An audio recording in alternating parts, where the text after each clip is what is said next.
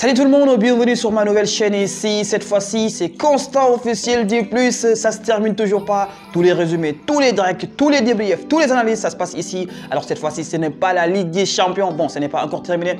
Mais ce soir, ça va être quand même le Barça contre le Galatasaray. Cette équipe turque qui doit quand même venir jusqu'en Espagne pour déstabiliser cette équipe catalane. Qu'est-ce que vous en pensez rapidement les gars? C'est des équipes, le Barça et le Real Madrid. Alors cette fois-ci, vous savez que le Real a gagné, donc le Barça même doit tenter de gagner rapidement. Sinon, vous savez ce qui risque d'y arriver avec les supporters des Catalans. En tout cas, nous on n'échange rien. C'est à travers des classements tacticaux. Comme vous voyez, c'est là-bas que je vais passer pour vous expliquer ce qui a marché pour le Barcelone, ce qui n'a pas marché pour le Barcelone, ce qui a marché pour le Galatasaray et ce qui n'a pas marché pour le Galatasaray. Sans pour autant oublier ce grand duel entre l'attaquant gabonais et l'attaquant français, Gomis et Aubameyang, juste au niveau du...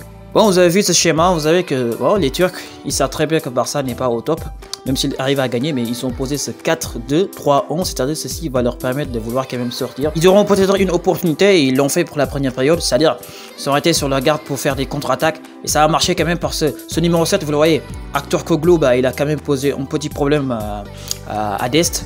Oui, Serginho Dest, vous le voyez, c'est-à-dire lui, il joue un peu plus haut, du coup, voilà, le numéro 7 là. Oui, du coup, le numéro 7 de cette équipe Galatasaray, Aktürkoğlu, il prend de l'avantage sur Serginho Dest. Et voilà, vous l'avez vu avec cette frappe enroulée qui est passée juste à côté. Heureusement que le défenseur catalan, Araujo, quand même, l'a un peu dévié.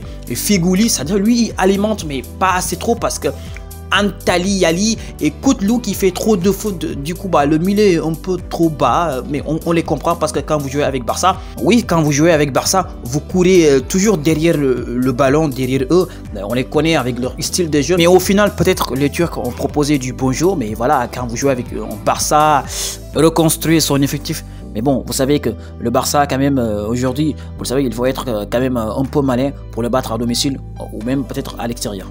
Bon voilà, vous savez, avec les Catalans, ce 4-3-3, retour au cage de départ avec Xavi qui a amené à nouveau ce 4-3-3. C'est bon de vouloir quand même pratiquer ce classement. Eh bien, franchement, car le Barça a toujours voulu jouer sous forme de 4-3-3, vous le savez. Mais moi, j'avais un peu le pressentiment de voir Dembélé à la place de Adama Traoré. C'est bien, Traoré, il apporte beaucoup sur l'offensif. Hein. Mais bon, vous savez, cette attaque, ça donne rien pour l'instant parce que Ferran Torres, ouais, il est mal positionné. Depay pourrait quand même échanger avec Ferran Torres. Torres, il se sent mieux sur le côté. Du coup, Pedri, il n'y a que Pedri qui alimente le milieu. De Jong, Gonzalez, Nico, bah, ça passe pas. Le courant, ça passe pas. Et bon, peut-être que si Xavi titularisait quand même Busquets, le capitaine, et faire basculer De Jong sur le côté Pedri, bah, ça pourrait quand même donner beaucoup de choses, alimenter quand même sur l'offensif catalan. Mais bon, vous savez, avec Dest qui est un peu... Oui, Serginho Dest, il est trop haut, je l'avais parlé côté turc, c'est-à-dire lui, il aime trop participer. C'est bien de participer, mais quand vous avez Adama Traoré, donc il va falloir quand même créer des combinaisons, mais au lieu quand même de choisir d'aller centrer, c'est le dosage, il y a Adama qui centre trop. Eh bien, vous l'avez remarqué, il a trop centré, il a beaucoup centré Adama Traoré sur le côté droit, il a beaucoup fourni, mais bon, donc il n'y avait personne à la réceptionniste, donc ça passait pas. Mais bon, on peut conclure qu'il y avait un Barça moins concrétisant et moins bon ce soir.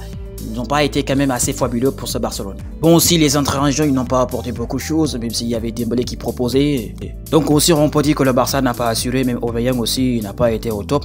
Et les Turcs, ils sont maintenant confiants. Yo les amis, maintenant je pense que la vidéo est maintenant terminée. Alors il n'y a rien de chose à dire sur cela, vous savez ce qui s'est passé. Sur ce, moi je vais vous dire de vous abonner, de laisser un petit pouce bleu toujours et de me dire sur les commentaires qu'est-ce que vous en pensez sur ce constat.